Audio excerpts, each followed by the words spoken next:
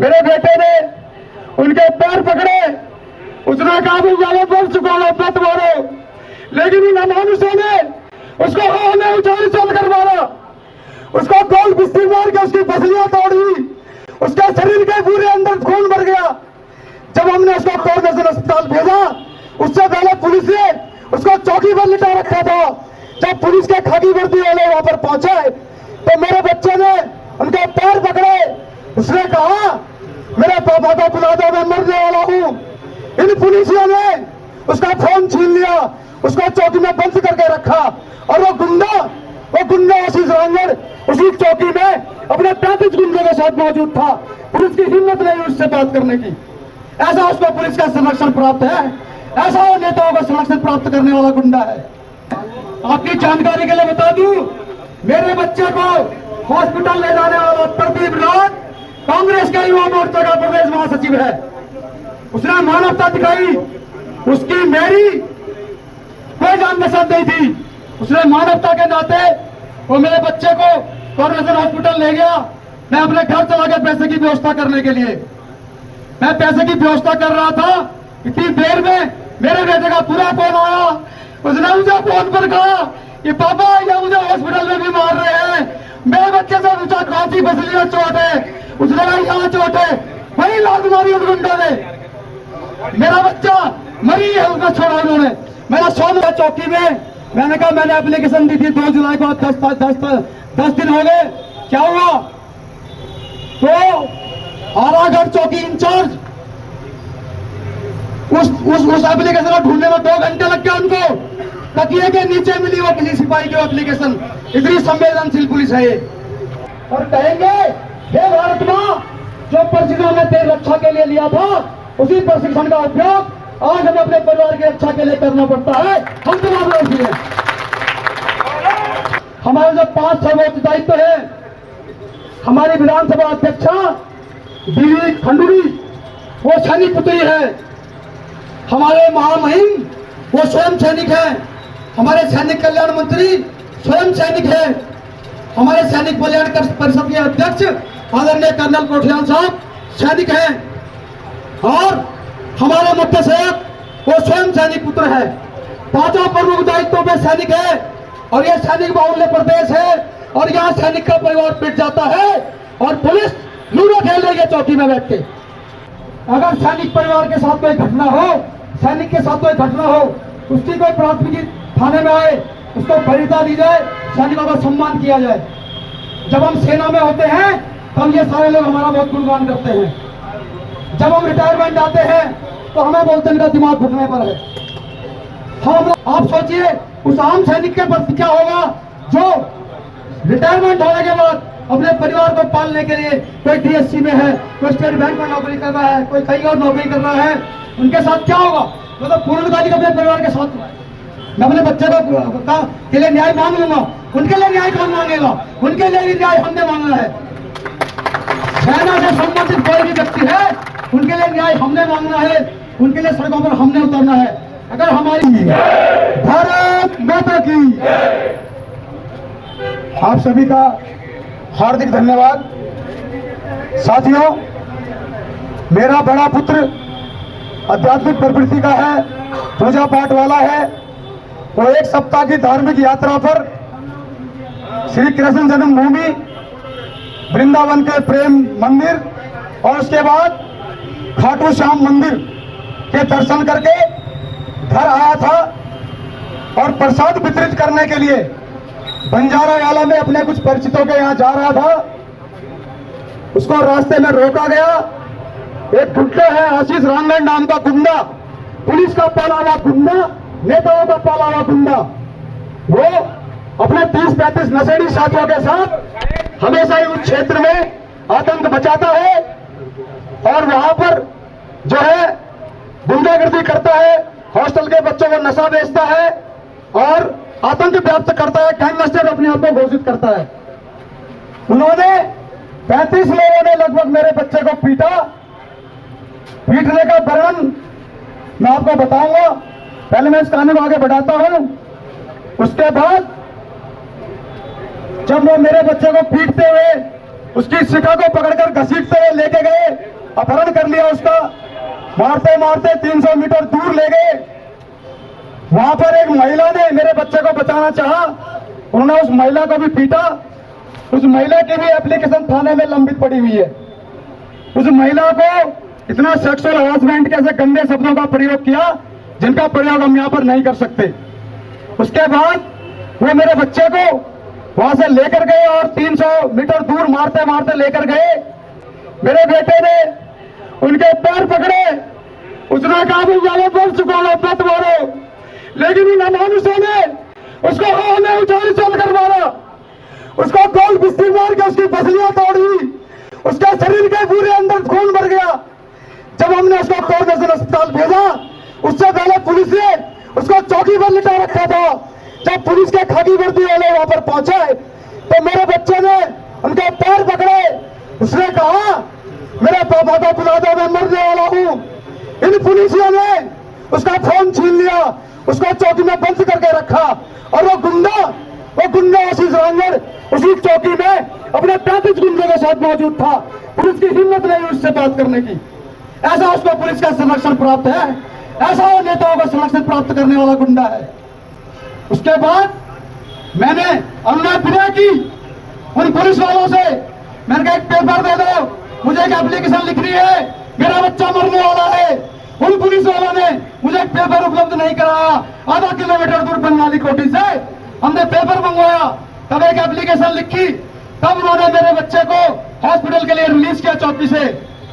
उसके बाद उनकी संवेदनशीलता इस हद तक थी कि उन्होंने मेरे बच्चे को हॉस्पिटल ले जाने की बजाय मुझे 1 घंटा लगा गाड़ी की व्यवस्था करने में।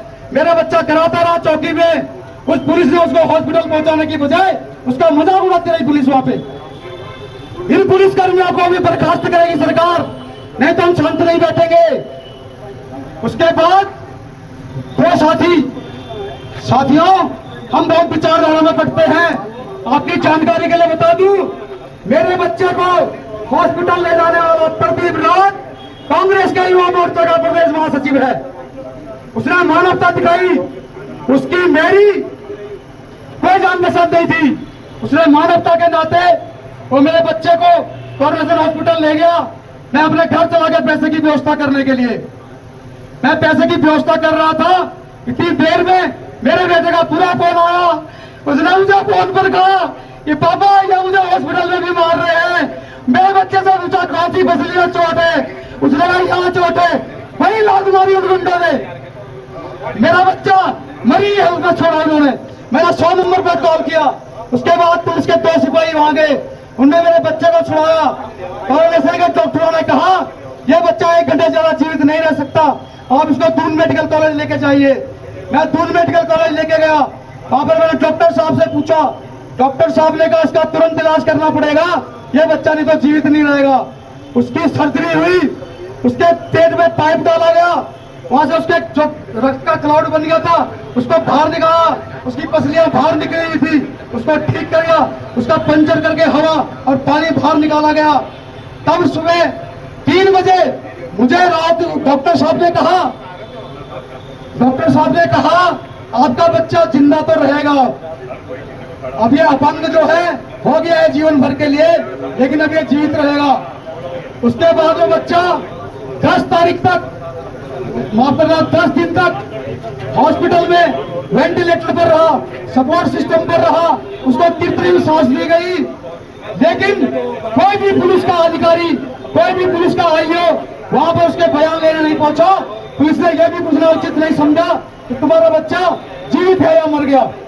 इतनी संवेदनशील हो रखी है पुलिस। ये हेलमेट पुलिस है, ये सिर्फ हेलमेट चेक करती है, उनका चालान करती है, अपराधियों को पकड़ना इस पुलिस के बस की बात नहीं है।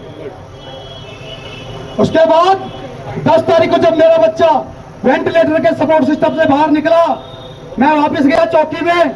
मैंने कहा मैंने एप्लीकेशन दी थी 2 जुलाई को, 10 दिन हो गए, क्या हुआ? तो आरागढ़ चौकी इंचार्ज उस एप्लीकेशन को ढूंढने में 2 घंटे लग गया उनको। तकिए के नीचे मिली वो किसी सिपाही की एप्लीकेशन। इतनी संवेदनशील पुलिस है ये। उसके बाद जब हमने एसएसपी महोदय का घेराव किया, उनसे पूछने के लिए गए उनके पीआरओ इंस्पेक्टर खंडूरी साहब ने निर्देशित किया पुलिस को। 11 बजे में सचिव साहब के यहाँ पहुंचे 10 तारीख को। उसके बाद 11:27 पे FIR दर्ज हुई और एक FIR कल दर्ज हुई डालना वाला थाने में, जब हमने ये कहा कि हम CM साहब के पास जाएंगे। इतनी संवेदनशील है ये पुलिस, इतनी कर्तव्यपरायण है ये पुलिस। परसों जब सीन विक्रेट करने के लिए हम वहां पर गए तो वहां पर पब्लिक में जरा भय व्याप्त था, कोई उसके खिलाफ बोलने को तैयार नहीं था। फिर मैंने कुछ पूर्व सैनिक बुलाए, वहां पर 15-20 पूर्व सैनिक पहुंचे तो पब्लिक का हौसला बढ़ा। अब वहां पर पब्लिक के 10 या 11 लोगों ने बयान दिए और उन्होंने जो दृष्टांत बयान किया वो मानवता के नाम पर कलंक है। उस बच्चे को उसकी चोटी पकड़ के घसीटते ले गए ये लोग, उसको हॉकी स्टिकों से मारा, गोल्फ स्टिकों से मारा। बगल में निर्माणाधीन मकान है, वहां से सरिये फट्टे होते, सट्टी के फट्टे होते हैं, उससे मारा कि हमारे परिवार के ऊपर ऐसा हमला होगा तो हम भारत माता के सामने क्षमा प्रार्थी हो जाएंगे और कहेंगे हे भारत मां, जो प्रशिक्षण हमने तेरी रक्षा के लिए लिया था उसी प्रशिक्षण का उपयोग आज हमें अपने परिवार की रक्षा के लिए करना पड़ता है। हम तुम्हारे इसलिए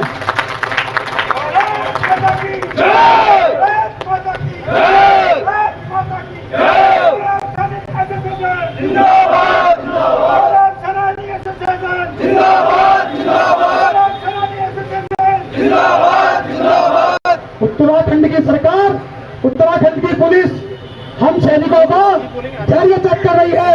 हम सबको पांचफिल तोमर बनाना चाहते हैं। अगर हमारे परिवार पे ऐसे घातक हमले होंगे तो हम वो भी काम करने से पीछे नहीं हटेंगे। अभी हमारी 3 मांगे हैं और हमारा भरोसा अपने मुख्य सेवक आदरणीय पुष्कर सिंह धामी जी के ऊपर ही है। हमारे जो 5 सर्वोच्च है, हमारी विधानसभा अध्यक्षा दीदी खंडूरी वो सैनिक पुत्री है, हमारे महामहिम वो स्वयं सैनिक है, हमारे सैनिक कल्याण मंत्री स्वयं सैनिक है, हमारे सैनिक कल्याण परिषद के अध्यक्ष आदरणीय कर्नल कोठियाल साहब सैनिक हैं और हमारे मुख्य सेवक वो स्वयं सैनिक पुत्र है। 5 प्रमुख दायित्वों में सैनिक है और यह सैनिक बाहुल्य प्रदेश है और यहाँ सैनिक का परिवार पिट जाता है और पुलिस लूडो खेल रही है चौकी में बैठ के। बाईपास चौकी का पूरा स्टाफ, न्यायाधिकारी थाने के जिम्मेदार अधिकारी, डालवाला थाने के जिम्मेदार अधिकारी जब तक बर्खास्त नहीं होंगे, जब तक इनको पद से नहीं हटाया जाएगा और उस गुंडे पर गैंगस्टर एक्ट नहीं लगाया जाएगा, उसको इस जिले से तड़ीपार नहीं कराया जाएगा तो हम पूर्व सैनिक स्वयं उसको सजा देंगे। हम उत्तराखंड में गुंडे नहीं पनपने देंगे। अगर उत्तराखंड में गुंडों ने पनपने की हिम्मत की उनको हम नेस्तानाबूद कर देंगे। 2 मांगे मुख्य हमारी है माननीय प्रधान सेवक जी से। आदरणीय धामी साहब, एक तो हर जिले में कि कोई एक पूर्व सैनिक नोडल अधिकारी, भाई साहब नोडल अधिकारी नियुक्त होना चाहिए, उसका नाम थाने के नोटिस बोर्ड पर होना चाहिए ताकि कोई पूर्व सैनिक की व्यथा हो, पीड़ा हो, वो उससे संपर्क करे और वो पुलिस से हमारा प्रतिनिधि बनकर बात करे। प्रत्येक जिले में नोडल अधिकारी, कोई भी पूर्व सैनिक, उसका जिले के हर थाने में नंबर होना चाहिए।